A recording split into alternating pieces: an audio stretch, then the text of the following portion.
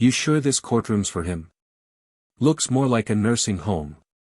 The laughter stung sharper than the AC in the packed Jefferson County courtroom. Walter King, 70 years old, dark skin weathered from decades under the sun, stood quietly by the bench. His old military jacket clung to his frail frame, the faint outline of metals hidden beneath. In his trembling hands, a subpoena.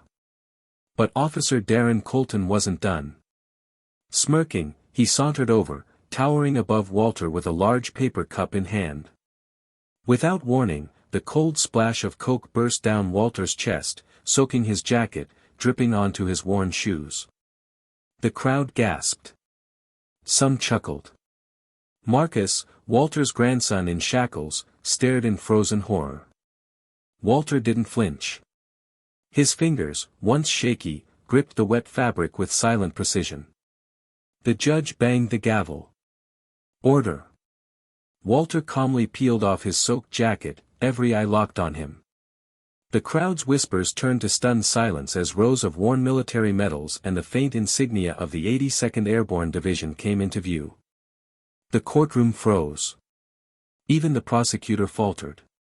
Colton's smirk wavered. "Stolen valor doesn't impress me," he muttered. Walter's voice cut through like broken glass. "Funny, my service record disagrees." Judge Ramirez leaned in, eyes narrowing.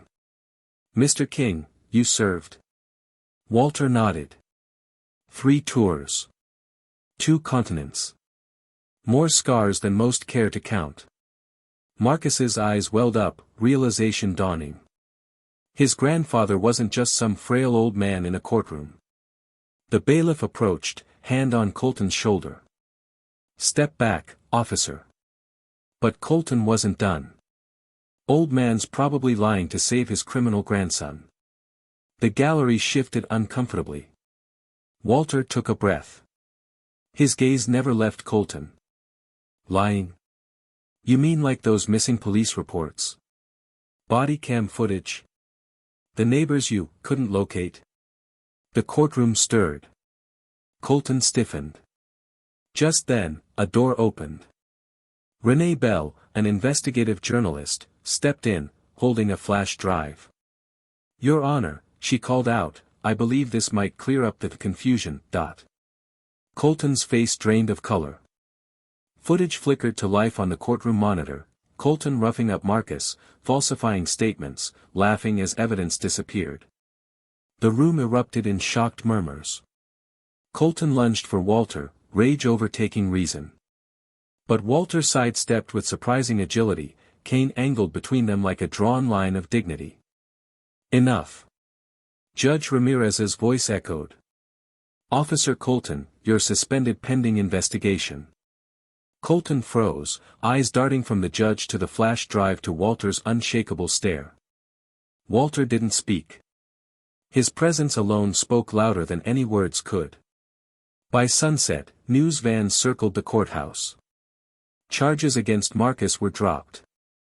An internal investigation into Colton began. Walter sat alone on the courthouse steps, sunlight glinting off the medals resting in his lap. Marcus approached, eyes wet. "Grandpa.